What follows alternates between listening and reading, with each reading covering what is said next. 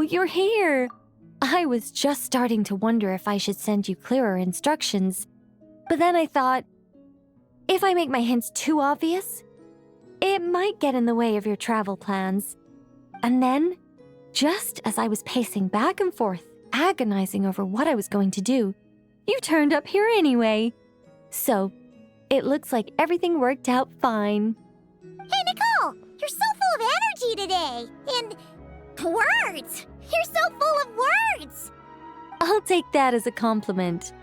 All right then, are you ready to check out my next room? Is this Nicole's studio? Why is it just a bunch of empty frames on white walls? Let's take a closer look.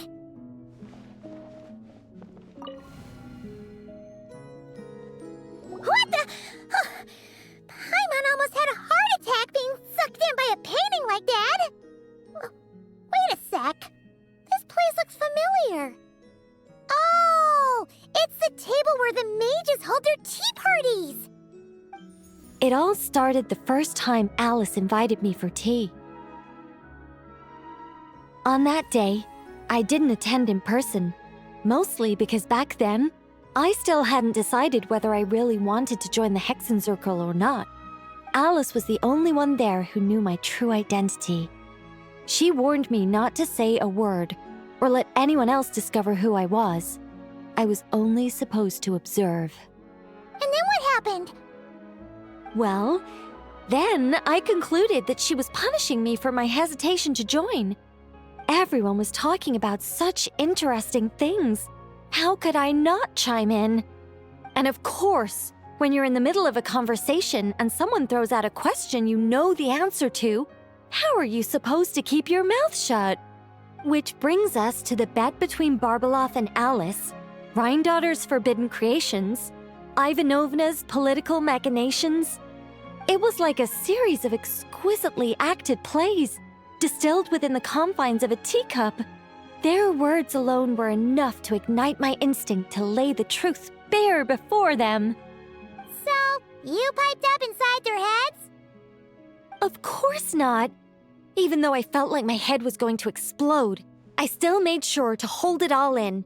I'm a responsible angel, after all, and I'm well aware of the difference between what I want to say and what I'm allowed to say. So, I had a private little word with Alice inside her head, just me and her, and I agreed to join the Hexen Circle, right there and then. She was quite happy about my decision, but as for the talking inside her head, well, she claims that over the next few days, she had such a headache that she had to visit a doctor in Liyue to get some relief. But she can hardly blame me for that.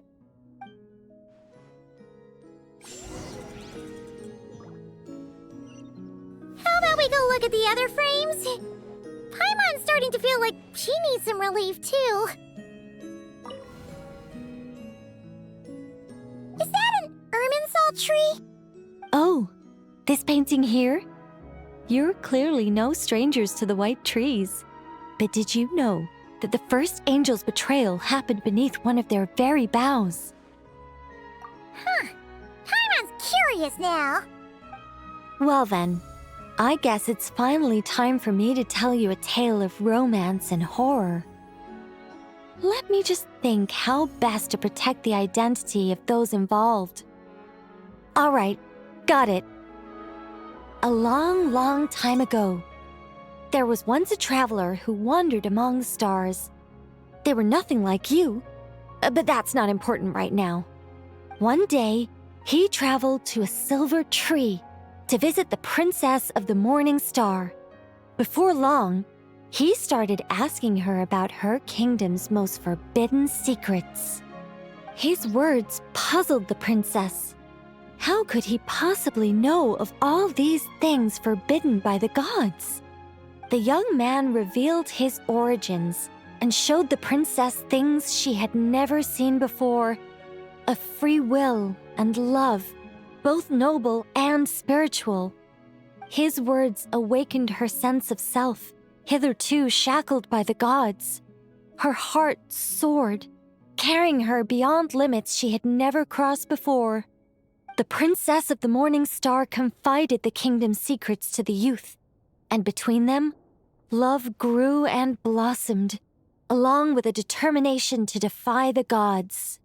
This is just a cookie-cutter love story. You said to be horror. Don't worry, Paimon. The horror's about to begin. They yearn to help the people live lives of unfettered freedom, but the gods could not forgive their betrayal. They sent down thunder and fury, destroying the lovers' home. And when the Great War subsided, the power and the wisdom of the princess were lost, never to return. Even her closest friends were cursed. Yeah. That ending was pretty scary after all. But didn't you say you were going to tell us about the first angel?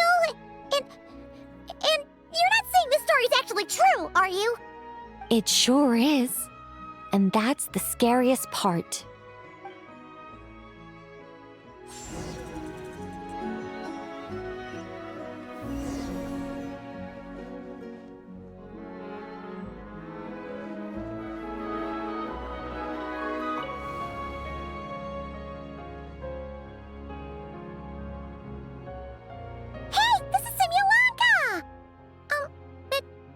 Why are there light novels from Yai Publishing House all over the floor? Well, on the subject of my literary enlightenment, my greatest inspiration of all is none other than Lady Anya herself. She was the last to join the Hexenzirkel, and yet the first to leave. I loved all of her stories, whether it was just an idea or a fully fleshed out manuscript. Anya was always so skilled at making her readers gasp with joy. Hexenzirkel discussions rarely stray far from magic, and it's my belief that Anya possessed a unique magic of her own. She could weave love and compassion into words and stories that would touch the hearts of others. I asked her for tips on how to write compelling tales. She taught me a lot of tricks and techniques, but in the end, my biggest enemy has always been myself. That's one way of putting it. Communicating through thought is so much more convenient. I guess even angels can succumb to laziness. However, recently I've resolved to make an effort, even if it's just to spare myself reproaches from a certain old Seelie friend of mine. Oh! Does that mean we're finally gonna get to read something you've written? Who said anything about writing? I'm talking about buying popular works from the last few centuries to flip through in my spare time.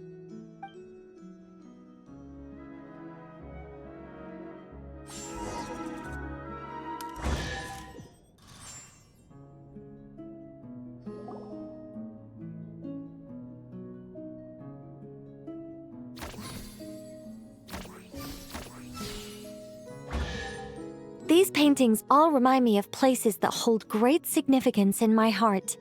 And now, the studio has been fully restored. All right, go ahead and claim our reward. What? Don't look at me like that. Of course this reward is ours. You're not going to leave this chest unopened, are you? I can't let you leave if you do. Besides, after telling you so many stories, don't I deserve a reward of my own?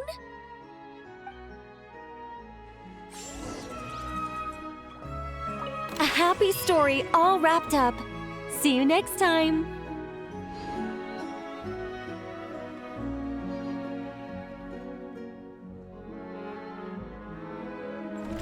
Come to think of it, this Mage's Lodge holds a special significance for me, too.